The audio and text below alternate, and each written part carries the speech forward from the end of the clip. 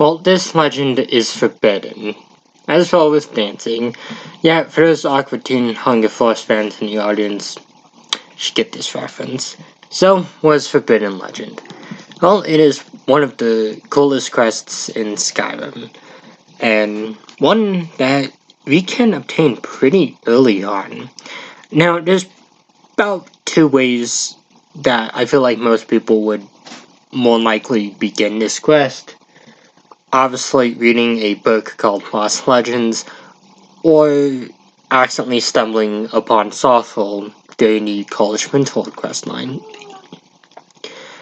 Now, there's a bit of a backstory with this quest. Yep, sorry about the meowing, that's just a new kitty of mine. But yeah, so Forbidden Legend pretty much revolves around a bit of a family dispute. Long ago, this one guy named Galder, well, he was murdered by his three sons, Sigis, Jarek, and McCroll. And, well, they divided his amulet into 3 pieces. And that was enough for them, as apparently they were causing chaos throughout Skyrim, and were eventually pursued by a man known as Gearmund, who was the Archmage of Rintold, I think, and King Harold's battle mage. He basically killed all 3 of them, and thus the final resting places were, of course, Forgunther, Gearmund's Hall, and Sawthorn. Now, of course, once we learn about this Forbidden Legend, we, of course, are sent to Forgunther to find a man known as Danis Valen. We eventually find him. He probably got killed by a jogger. I mean, they're not really the most friendly guys. And, you know, they were probably having a dragon-only party, and he was rudely interrupting them. But, jokes aside, yeah, we pretty much have to find all 3 pieces of the amulet and reforge them. Okay, it's not difficult, is what some people would probably think. But this quest can prove to be difficult, because at higher levels, Drugget Deathlords can appear as regular enemies, which can kind of make that a bit more difficult. And of course, now there's the 3 boss fights. I'm starting off with McCroll.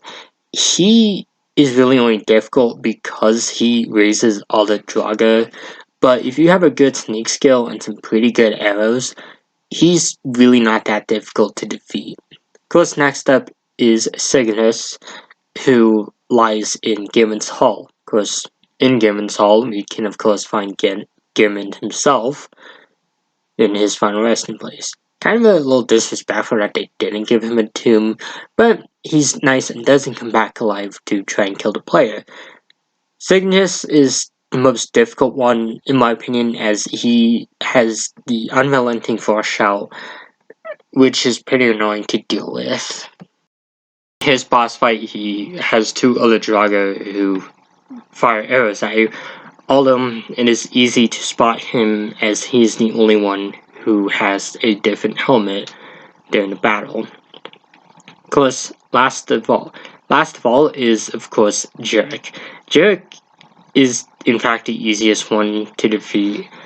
Pretty much all you just have to do is just, kind of entertain him while Tofdir manages to, get him uninvincible, as, he's kind of invincible when you first encounter him. Probably due to the Eye of Magnus, and of course that's the bigger question, is where does that appear? But that's a question for another time. Of course, once you have all 3 amulets, you of course head down to reach for the rock, and of course reforge the amulet. There you'll be challenged by all 3 brothers, and pretty much it's the same boss fight. It would have been cool if they made you fight all 3 of them at once though, but maybe Bethesda thought it was too difficult. Of course, once you defeat all of them, they make another attempt to try and fight you, only to kind of be told to calm down by their father, Galder, who then reforges the amulet, which is a pretty nice reward, as it gives you plus 30 for your stamina, health, and magicka.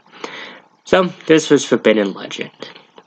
So, what are my thoughts, and do I recommend this one? Well, It's one of my favorite quests in the game.